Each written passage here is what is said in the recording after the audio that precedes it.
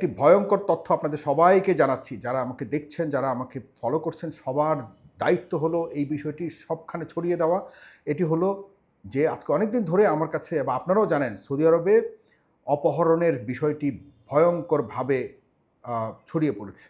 এবং শুধুমাত্র সৌদি আরব নয়, আমাদের প্রবাসী ভাইয়েরা যারাই এই মধ্যপ্রাচ্যে বিভিন্ন দেশে যেখানে যে আছেন সবাই কিন্তু এই বিষয়টি অবহিত রয়েছেন এবং অবগত রয়েছেন যে অপহরণ করে বাংলাদেশিদেরকে অপহরণ করে বাংলাদেশিরাই নিজেরাই নিজেদের দেশি ভাইদেরকে অপহরণ করে টাকা দাবি করে এভাবে কাউকে আবার মেরেও ফেলছে যদি টাকা না পায়। অপহরণকারীরা বেপরোয়া হয়ে উঠেছে। আমার কাছে একটি অডিও এসছে একটু আগে, কুমিল্লার ১৪ গ্রামের আমারই এক সাংবাদিক আমার কাছে পাঠিয়েছে। এই ভাইয়ের পরিবার এখন অসহায়, তারা রীতিমতো তারা মানে বেহুশ হয়ে যাওয়ার মতো অবস্থা। তার স্ত্রী, তার পরিবারের কাছে সে অডিও পাঠিয়েছে। আপনাদেরকে আমি একটু শোনাচ্ছি, প্লিজ শুনুন। তুমি তোমার বাইরে গো বাপে রেগো যারে গো আমি শেষ আমি বাড়িতে টাকা কামাবো তোমার লাই আমি যদি আবার তোমরা টাকা রেখে রাখাম আল্লাহ বাস্তে আমার টাকা লাগবে 3 ঘন্টাতে তুমি টাকা রেডি করো প্লিজ ওইটা দেখে তোমার আমার ফোন দিয়ে আমি বলবো টাকা করে দিবে একটু তাড়াতাড়ি করো ভাই আমার টাকা লাগবে বাস। দেখুন, এটা হলো যে অপহরণ হয়েছে তার ভয়েস। এখন তার স্ত্রীর কথা শুনুন। রেডি কোন মন টাকা কোন হারামু কোন নাম্বার হারামু এটা আরেক কোন যে এটা ছবি দেন আমি কি করলাম ভাই তুমি আগে 5 লাখ টাকা তো রেডি করে আমার ফোন দাও 3 ঘন্টার বেশি 1 মিনিট দেরি না ভাই কারণ আমি বাসলে তোমার টাকা আমি জীবনে বহুত কামাবো পরে আমি তোমার বলবো কোন জায়গায় কিভাবে টাকা দিতে হবে এখানে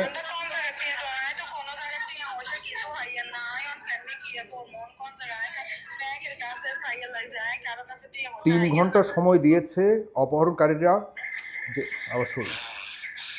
2 ঘন্টার ভিতরে আমার 5 লাখ তুমি আমার তাড়াতাড়ি জানো যে আমি টাকা 5 লাখ বাইর করছি বাকিটা আমি তোমার বলবো কিভাবে দিবা কই ফাড়াইবা 1 ঘন্টা চলে গেছে তারা 3 ঘন্টা টাইম দিচ্ছে 3 ঘন্টা পর আর ফোন পাইবে না আমার এটাই লাস্ট ভয়েস বাস তুমি আমার টাকা বাইর করে তাড়াতাড়ি ভয়েস দাও। এটি একটি ভয়ঙ্কর অবস্থা এবং এই ব্যক্তি নয়, আমার কাছে বহুবার অনেকে রিকোয়েস্ট করেছে যে ভাই এইভাবে যারা মধ্যপ্রাচ্যে রয়েছে, আরও অন্যান্য দেশে রয়েছে, তবে মধ্যপ্রাচ্যে এটি একটা ভয়ঙ্কর রূপ ধারণ করেছে যে দেশিরা দেশিদের মানে বাংলাদেশিরা এবং অন্যান্য দেশিরাও কিন্তু অপহরণ করত। শ্রীলঙ্কান বা এই ভারতীয়রাও কিন্তু বাংলাদেশিদেরকে অপহরণ করে এভাবে অনেক বড় অঙ্কের টাকা আদায় করে ছেড়ে দিত অথবা কাউকে মেরে ফেলত। এখানে আজকে যে ঘটনাটি হয়েছে এই আজকে দুপুরের ঘটনা যে ১৪ গ্রামের এক প্রবাসী তার পরিবারকে ফোন দিয়ে বলেছে মাত্র ৩ ঘন্টা সময় দিয়েছে আমাকে, তারা যদি 3 ঘন্টার মধ্যে ৫ লক্ষ টাকা না পাঠাও এবং আমি যেখানে বলবো সেখানে না দাও তাহলে তারা আমাকে মেরে ফেলবে। আমি এই ৩ ঘন্টা পর আমার আর কোনো কথা তোমরা শুনতে পাবে না, কারণ তারা আমাকে মেরে ফেলবে। এই ধরনের ভয়ঙ্কর একটি আলটিমেটাম দিয়ে তার পরিবারের কাছে তার টাকা চেয়েছে। পরিবার অসহায়, তাদের ওইরকম টাকা দেওয়ার মতো কোনো সামর্থ্য নেই।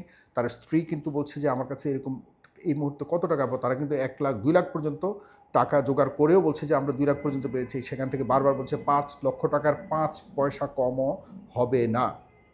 প্রিয় বন্ধুরা এবং যারা দেখছেন, আমার সরকারের কাছে আমি অনুরোধ করব, এটি আমার কাছে একদম জলজ্যান্ত একটি প্রমাণ হিসেবে আমার হাতে এসছে। আমি এটি আপনাদের কাছে তুলে ধরছি শুধুমাত্র এই ব্যক্তির অপহরণের বিষয়টির জন্যই নয়।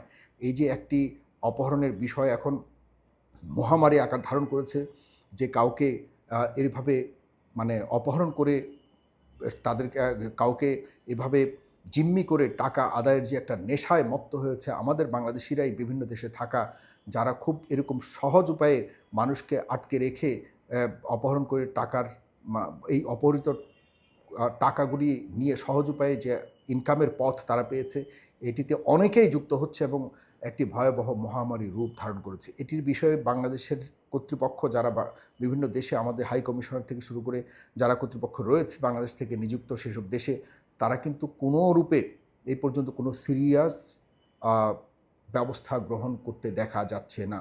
আমার কাছে অনেকেই দুঃখ প্রকাশ করে বলেছে যে আমরা হাই কমিশনার অফিসে বা এম্বাসিতে গেলেও আমাদের কথা কেউ শোনে না, আমরা একটা অসহায় অবস্থাতে রয়েছি, আমাদেরকে আপনারা বাঁচান এই ধরনের আকুতি মিনতি করে আমার কাছে অনেকেই বিভিন্ন সময় মেসেজ পাঠিয়েছে।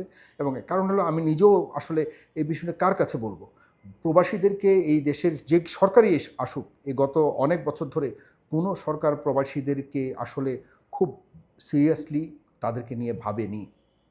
আমি ব্যক্তিগতভাবে প্রবাসীদের জন্য অনেক কিছু করবার চেষ্টা করেছি বিগত সময়ে। যখন দেখছি যে এখানে আসলে প্রবাসীদের নিয়ে একটা মিনিস্ট্রি পর্যন্ত আছে, এই মিনিস্টার যারা হয় এদের আসলে কোনো গার্ডস আছে বলে আমার মনে হয় না। তারা কোনো রকম মন্ত্রী হতে পারলেই তারা তাদের আসল উদ্দেশ্য হাসিল হয়। এদের আসলে প্রবাসীদের নিয়ে কোনো বড় ধরনের বাংলাদেশে তাদেরকে পুনর্বাসন অথবা তাদের যে অধিকার রয়েছে, তারা যে এই যে রেমিটেন্স ফাইটার, তথাকথিত রেমিটেন্স ফাইটার বলে বলে আসলে প্রবাসীদের অর্থ বাংলাদেশে, এটাও একটা মনে করি যে প্রবাসীদেরকে জিম্মি করে আমাদের দেশের বিভিন্ন সরকাররা এই যে অপহরণকারীরা যেটা করেছে না, আমরাও একটা মানুষকে বাংলাদেশ থেকে অপহরণ করে বিদেশে পাঠাই, প্রবাসে পাঠাই, আর তাকে বলে যে তুমি, তার গলা টিপে বলে যে তোমার আর কোনো অধিকার নাই বাংলাদেশে, তুমি শুধুমাত্র সারা জীবন এখানে থাকবা, তোমার জীবন যৌবন সব শেষ করবা, শেষ করে যত টাকা পয়সা প্রতি মাসে তোমরা পাঠাতে হবে বাংলাদেশে, না পাঠালে তোমার পরিবার খেতে পারবে না।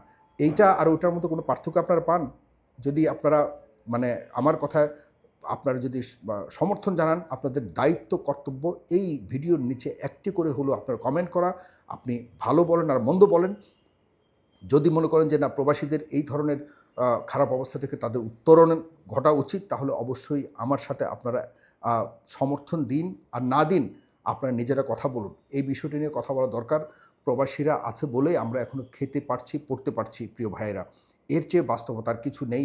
আমি এই ভিডিওটি অডিওটি শুনে রীতিমতো আমার হাত পা কাঁপছিল যে কীভাবে সম্ভব 3 ঘন্টার মধ্যে একটা লোকের কাছে 5 লাখ টাকা যদি না পাঠানো হয়, তাও অপহৃত লোক রয়েছে আপনার প্রবাসে, বিদেশে, মধ্যপ্রাচ্যে, আর এখানে 5 লাখ টাকা কার কাছে দিবে, কোথায় দিবে, পরিবারও জানে না। এরকম একটা মানে ভয়ঙ্কর অবস্থার মধ্যে দিয়ে এই পরিবারের 2-3টা ঘন্টা কেটেছে।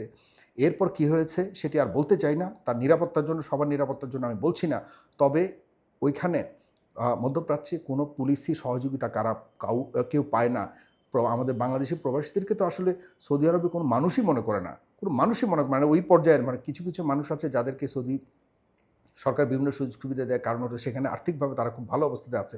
আর যারা খুব সাধারণ শ্রমিক হিসেবে যায় তাদেরকে সৌদি সরকার বলুন আর মধ্যপ্রাচ্যের অন্যান্য মুসলিম কান্ট্রিগুলির যে শাসকরা রয়েছে বা সে দেশের যারা একটু মালিক শ্রেণীর যারা রয়েছে, তারা এদেরকে মানুষ, আমাদের এই বাংলাদেশি শ্রমিকদেরকে মানুষ বলেই গণ্য করে না।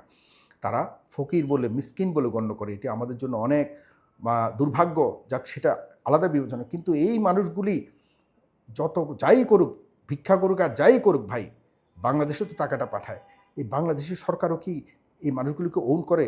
2024 সালে এই বর্তমান সরকার জনাব তারেক রহমানের অধীনে নেতৃত্বে যে সরকার চলছে আজকে, সেই সরকারের কাছে আমি বলতে চাই, আজকে 14ই আগস্ট 2026, 2 বছরের পূর্তি আপনারা করেছেন আমাদের এই 24-এ যে আন্দোলন হয়েছে, শেখ হাসিনার পতনের আন্দোলন, যে গণ অভ্যুত্থান হয়েছে, সেই গণ অভ্যুত্থানে যেভাবে প্রবাসীরা বিভিন্ন দেশের থেকে আমাদের এই অভ্যুত্থানকে ত্বরান্বিত করবার জন্য সারা বিশ্বের বিভিন্ন দেশে গুরুত্বপূর্ণ হাই কমিশন থেকে শুরু করে বিদেশিদের দৃষ্টি আকর্ষণের জন্য জীবনের হুমকি নিয়ে, জীবনের অনেক বড় ধরনের চ্যালেঞ্জ নিয়ে যেভাবে সব দেশের পক্ষে কথা বলেছে, আজ পর্যন্ত বলুন তো, ইন্টারিম সরকার গেছে, এখন তারেক রহমান সরকার আছে, এর আগে শেখ হাসিনা সরকার আছে, শুধুমাত্র প্রবাসীদের টাকাকে আনা ছাড়া প্রবাসীর জন্য যৌক্তিক কোনো সহযোগিতামূলক কোনো ব্যবস্থা আজ পর্যন্ত নিয়েছে? কিচ্ছু নেই। এই প্রবাসীরা যে 24-এ আন্দোলন করেছে বিভিন্ন দেশে, আজ পর্যন্ত কত ধরনের তালিকা হচ্ছে, প্রবাসীদের তালিকা হচ্ছে, প্রবাসীদের কোনোভাবে রেকগনাইজ করছে বলে মনে করেন? মনে রাখতে হবে, প্রবাসীদের টাকা দিয়ে আমরা সবাই বাংলাদেশ চলে। প্রবাসীদেরকে অবমূল্যায়ন করবেন না। প্রবাসীরা জেগেছিল বলেই 24 এতটা সহজভাবে ত্বরান্বিত হয়েছিল, বিজয় আমাদের পক্ষে এসেছিল। প্রবাসী যদি আবার এই ধরনের ভয়ঙ্কর অবস্থার শিকার হওয়া সত্ত্বেও যদি প্রবাসীদেরকে বাংলাদেশ থেকে যে আমাদের প্রতিনিধিরা যায় বিভিন্ন দেশে, যে হাই কমিশন বলুন আর এম্বাসি বলুন, আমাদের দেশের রাষ্ট্রদূতরা সেখানে গিয়ে যে প্রতিনিধিত্ব করে, তাদের কাজটা কি? প্লিজ আমাকে বলুন। আমাকে বেতন দিতে হবে না, আমাকে একটু দায়িত্ব দিন প্রয়োজনে। আমার সরকারি দায়িত্বের দরকার নাই, আমাকে বলুক, সরকারের পক্ষ থেকে বাদ দিন, আমাকে একটা অথরিটি দিন। আমি প্রবাসীদেরকে নিয়ে চমৎকার কিছু করতে চাই। আমি আমার প্রবাসীদেরকে দেখেছি, 30টা দেশ ঘুরেছি, 29টা দেশ ঘুরেছি আমি, তারা যে কত কষ্ট করে সে কষ্টগুলোকে একটু কি মূল্য দিবেন না? তারা জেগে উঠলে কারোই রেহাই হবে না। প্লিজ আমার প্রবাসীদের দিকে নজর দিন। আমি প্রবাসীদের যত সমস্যা এ পর্যন্ত সমাধান করার চেষ্টা করেছি, সরকারও এরকমভাবে করেছে বলে মনে হয় না। আমি ব্যক্তিগতভাবে যতটা সবসময় প্রবাসীদের যে কোনো ধরনের যে কোনো প্রান্তের যে কোনো সমস্যা নিয়ে আমার সাথে যোগাযোগ করেছে, আমি তাদের পক্ষে যথেষ্ট সমাধান করবার জন্য কাজ করেছি। প্লিজ প্রবাসীদের দিকে আর এই যে কোনো জায়গায় এই ধরনের কোনো বড় সমস্যা হলে যাতে সাথে সাথে ব্যবস্থা নিতে পারে, প্রত্যেকটা এম্বাসিতে এই ধরনের একটা হটলাইন চালু করুন। প্রবাসীদের বিপদ আপদে যাতে এমার্জেন্সি রেসপন্স টিম থাকে প্রত্যেকটা এম্বাসিতে। কারণ এম্বাসিগুলো প্রবাসীদের টাকাতেই তারা চলে। কথা চলবে, ছাড় দিব না। প্লিজ সাথে থাকুন আপনারা। শেয়ার করুন এবং আমার এই আইডিটিকে ফলো করুন। এই চ্যানেলটিকে সাবস্ক্রাইব করে রাখুন বন্ধুরা। ধন্যবাদ সবাইকে। সালাম।